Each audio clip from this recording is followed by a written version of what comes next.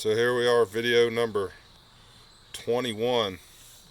These are the bolts that hold the drum to the final drive, right?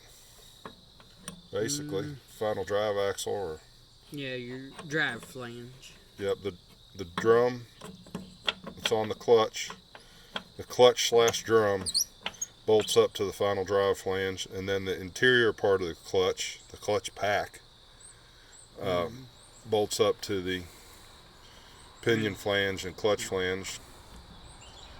So it's got these bolts with a 15/16 head, and they're 2.08 inches long from there to there.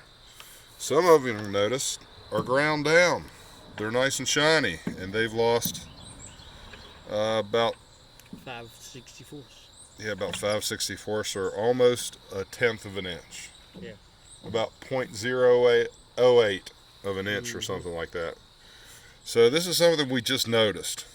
We didn't really pay attention to it when we were disassembling it, and we're not sure which side of the assembly they came out of and why they're ground down and shiny and missing about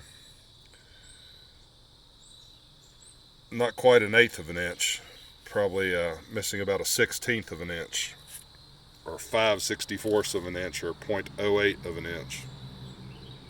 So again, not sure which side they came out of, and if it's because the bolts are too long, or maybe some kind of contaminant got in there, a piece of metal, and got hung and spun the ends of the bolts off, ground it down.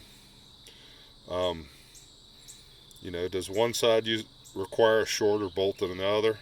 So we could put a nice big fat washer in there on both sides, if we have 24 washers, 12 for each side, and hopefully ensure that this doesn't happen again.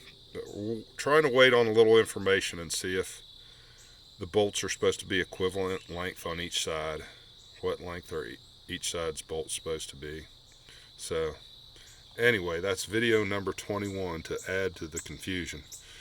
Maybe someday I'll have a dozer with working clutches on both sides, and maybe not. Hope this helps somebody. Hope it helps me.